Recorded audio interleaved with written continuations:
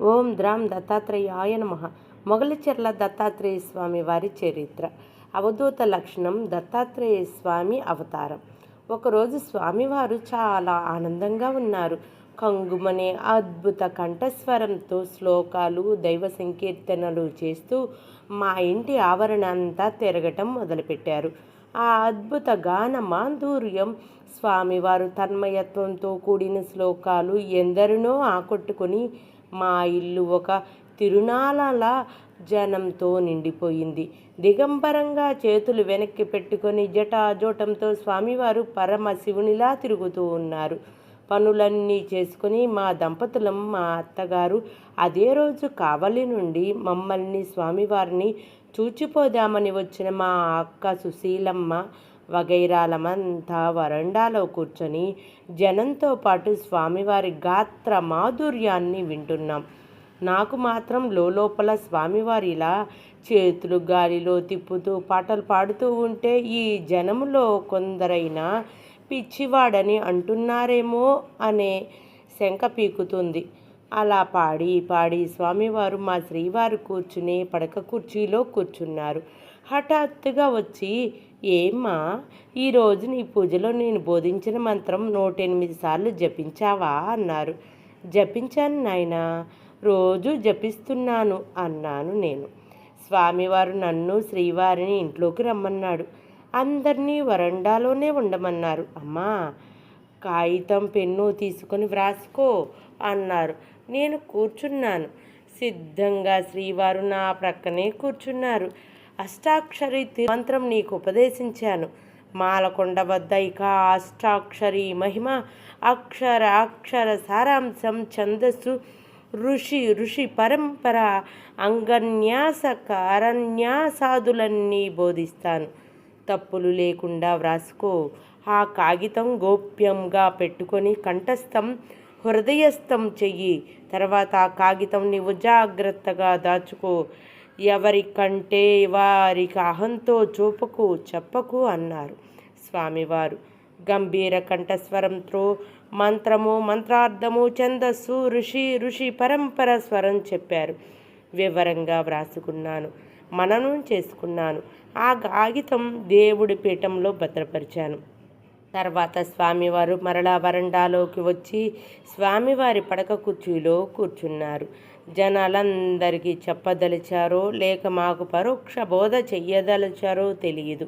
గంభీర కంఠస్వరంతో ఉపన్యాస ధోరణిలో ప్రారంభించారు. ఏ మంత్రమైనా ఎవరైనా జపించవచ్చు. మంత్రాలు పుస్తకాల్లో అని వ్రాసి ఉంటాయి. ప్రత్యేకంగా గురుబోధ ఎందుకు అని చాలామంది అనుకుంటున్నారు. కానీ మీ అందరికీ చాలా విషయాలు చెబుతాను. ఈరోజు శిష్యులలో ఉత్తమ, మధ్యమ, అధమ సంస్కారం గల వారుంటారు.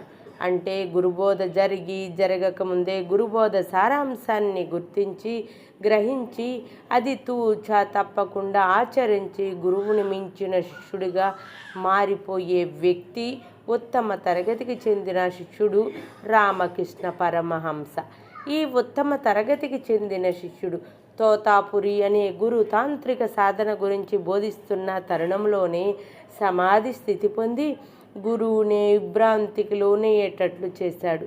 అలాగే రమణ మహర్షి లాంటి మహనీయులు ఇక గురుబోధ స్వీకరించి ఆ జీవితం ఎంతో ఉంది, ఇప్పుడే ఏం తొందర, మెల్లిగా చేద్దాం అని సుమారు 12 14 కోటి పూర్తి చేసి గురువు రుణం తీర్చుకునే శిష్యులము, మధ్యమ తరగతికి చెందిన శిష్యులము.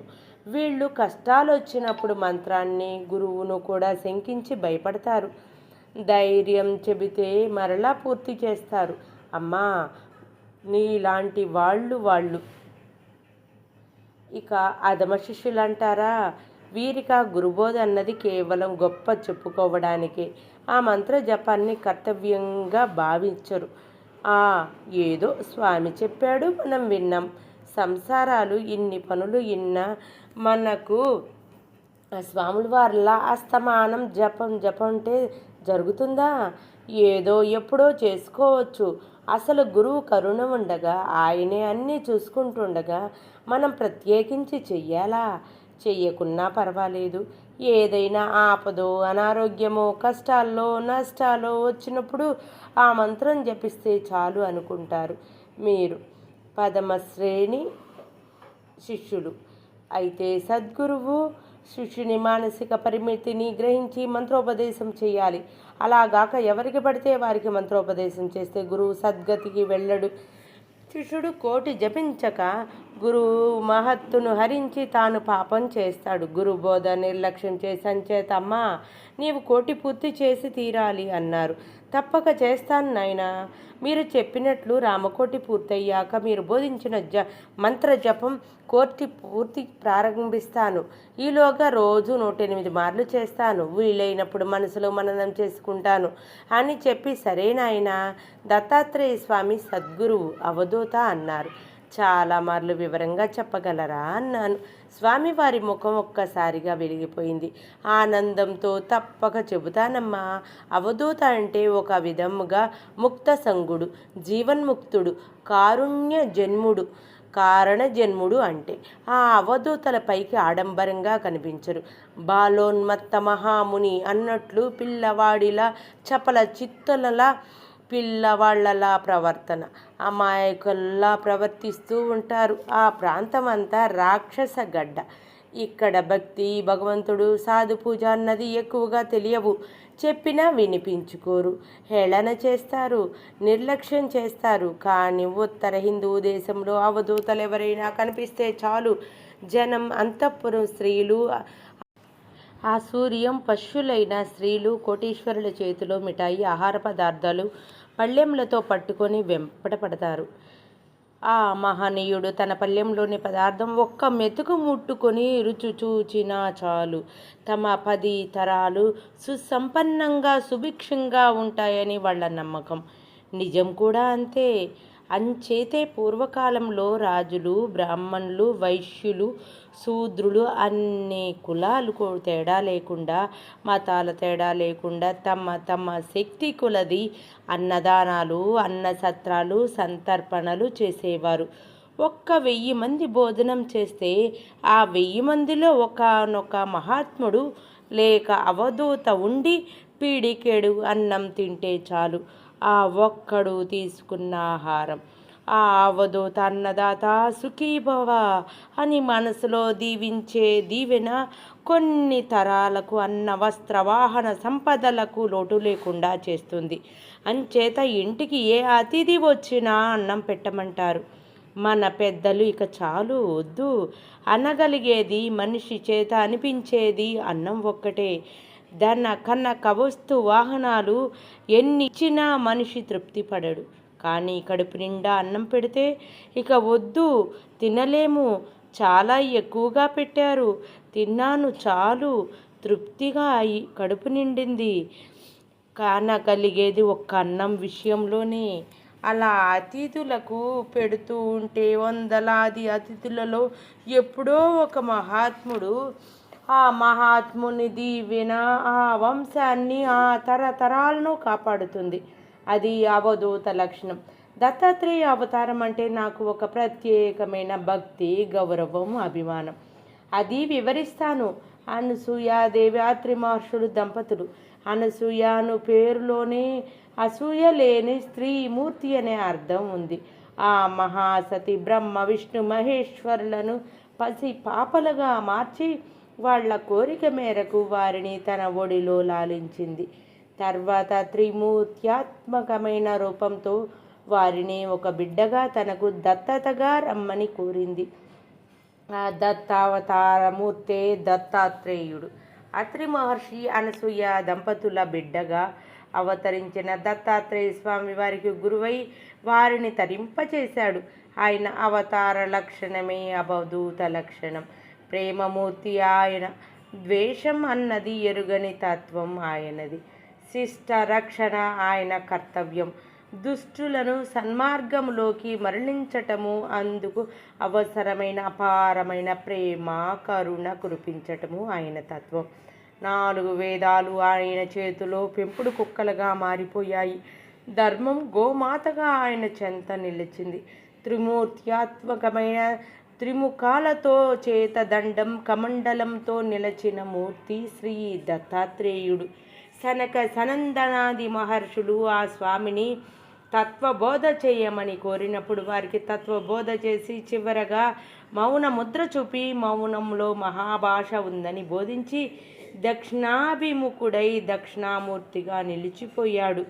ఇది విగ్రహారాధనకు అనువైన మూర్తి. మా లాంటి యోగులకు ఆ దత్తాత్రేయుడు అవధూత సద్గురువు. దైవం భగవద్గీతలో చెప్పినట్టు శీతోష్ణాలకు చెలించక రాగద్వేషాలకు అతీతమై సర్వ ప్రాణకోటిలో దైవాన్ని దర్శించే తత్వమే ఈ అవధూత తత్వం. అదే దత్తాత్రేయ స్వామి వారి తత్వం. దత్తాత్రేయుడు తన గురువులుగా ఎవరిని ఎన్నుకున్నాడో తెలుసా? 21 మందిని. అందులో 9 స్త్రీ చేతిగాజులు ఇలా ఉన్నాయి. ఒక్కొక్క దానిలో ఒక్కొక్క సందేశాన్ని గ్రహించిందాయన మనస్సు. ఆ 21 గురువుల వివరాలు దత్తాత్రేయ అవతార పుస్తకాలలో ఉంటాయి. ఎప్పుడో చెబుతాను మరల. నాకు ఆరాధ్య దైవం దత్తాత్రేయ స్వామి వారి. నాది అవధూత తత్వం. దిగంబరత్వం అన్నది సామాన్య విషయం కాదు తల్లి. ఇంద్రియాలను అదుపులో పెట్టుకోగలిగిన కఠోర మానసిక దీక్ష, మానాభిమానాలను అతీతమైన తపశక్తి ఉన్నప్పుడే దిగంబరత్వం చేరుకోగలడు యోగి.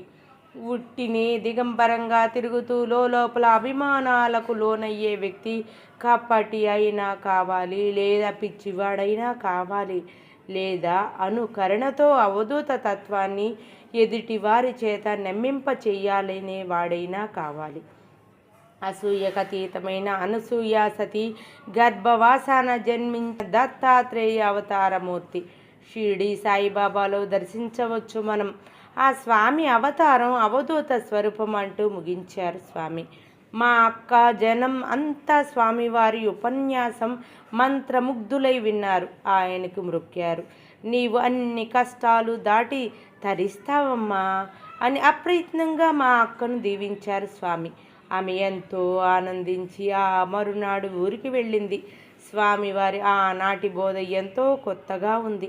మా దంపతులకు స్వామివారి మాటలలోని మహత్యమే అది ఆయన చెప్పేవి మనందరం ఎక్కడో ఎప్పుడో ఏ పుస్తకాలో చదివినవే మనకు తెలిసినవే అనిపిస్తాయి. కానీ ఆయన చెప్పినప్పుడు అవి తపస్సు, సాధన, ఆచరణ అనే ముప్పేట గొలుసు మంత్రం అయినట్లు మంత్రముగ్ధమై ఆ తపశక్తి వాక్కు మన హృదయాల మీద మంత్రంలా నారద మహర్షి సద్గురు బోధలా భాసిస్తుంది. అది మేం తెలుసుకోగలిగిన మా పరిమిత జ్ఞానానికి అందిన రహస్యం. స్వామివారు రోజుకో విషయం మీద అనర్గళంగా బోధ చేస్తున్నారు.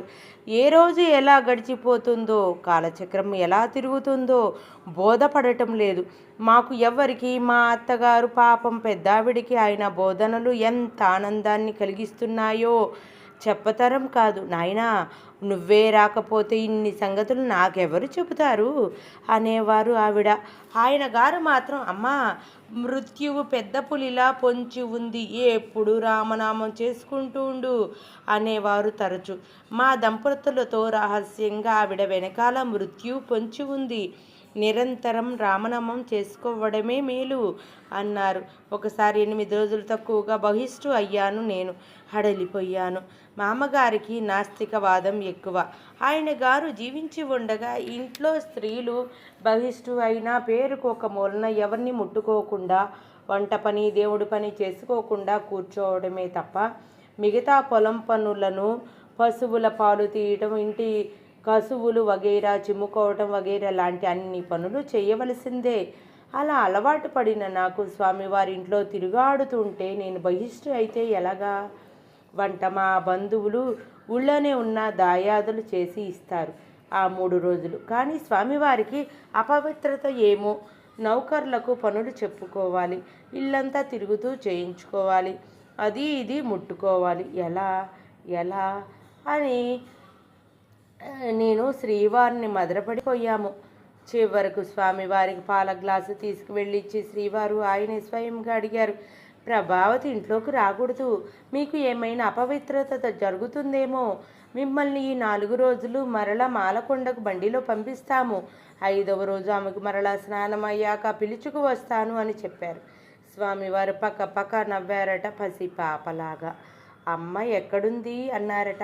పెరట్లో చాటుగా కూర్చొని ఉంది. అక్కడే భోంచేస్తుంది. అక్కడే మంచం వెనుక పడుకుంటుంది. అంటే తిరుగుతుంది మీకు కనిపించకుండా. మీకు అవసరమైన స్నానానికి నీళ్లు వగేరాలు నేను జాగ్రత్తగా చేయిస్తాను మనుషుల చేత అన్నారట. స్వామివారు పాలు త్రాగి ఆ గ్లాసుతోనే శ్రీవారిని వెంట పెట్టుకొని పెరట్లోకి వచ్చారు. నేను అదిరిపడి లేచి నిల్చున్నాను. అమ్మా, బహిష్టు అయితే మీ పనులు మీరు చేసుకోకుండా నాకు ఏదో అపవిత్రత జరుగుతుందని చాటుగా వెళ్ళి కూర్చున్నారా? వెర్రి తల్లి, ఎంత వెర్రిదానివమ్మా! నీవు స్వయంగా నా పనులు చెయ్యవద్దు. ఈ సమయంలో అది మంచి నిర్ణయం.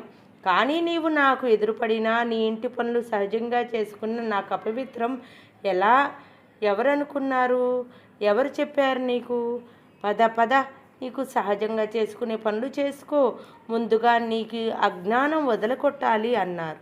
మనసులో ఏ మూలో సంకోచం పీకుతున్న స్వామివారి ముందు వారి వెనుక కాస్త దూరం నేను పెరటి నుంచే ఎప్పుడు వచ్చేలా వంట ఇంటి చివరి నుండి హాల్లో వచ్చి కూర్చున్నాను.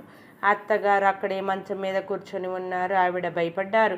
స్వామివారికి అపవిత్రం జరుగుతుందేమోనని. అమ్మాయి, దూరంగా ఉంది నాయనా అంది కంగారుగా ఆవిడ. ఆ విషయాలే చెబుదానని వచ్చానమ్మా. ఇక స్వామివారు అక్కడే ఉన్న కుర్చీలో కూర్చున్నారు. ఆయన స్వామి దృష్టి మరలా లౌకికంగా మారిపోయింది. ధ్యాన సముద్రంలో ఉన్న పరమశివునిలా నిష్ఠూరుగా కూర్చున్నారు.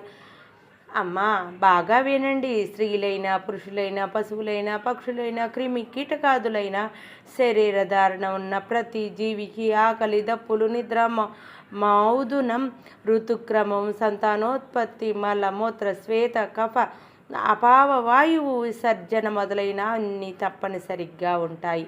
వీటిలో ఏ ఒక్క ధర్మాన్ని ఏ ప్రాణి తప్పించుకోలేదు. ఏ ఒక్కటి సరిగ్గా జరగకపోయినా ఆ ప్రాణి అనారోగ్యం పాలో ఏదో లోపం పాలో అవుతుంది. అవునా? స్త్రీలకు బహిష్టు సహజమైన శారీరక ధర్మం మలమూత్ర విసర్జన, శరీరం మీద చెమట పట్టడం, ముక్కుల్లో జలుబు చేస్తే చిమిడి రావటం, దగ్గు, గొంతుకలోంచి తెమడ, కళ్ళె రావటం ఎంత సహజమో ఇది అంతే సహజం. అవన్నీ అపవిత్రం కానప్పుడు ఇది ఎలా అపవిత్రం అవుతుంది?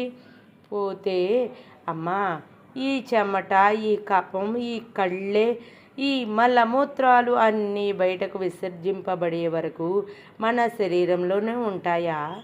లేదా వాటికి నిర్దేశింపబడిన గ్రంథులలో ఇమిడి ఉంటాయా లేదా?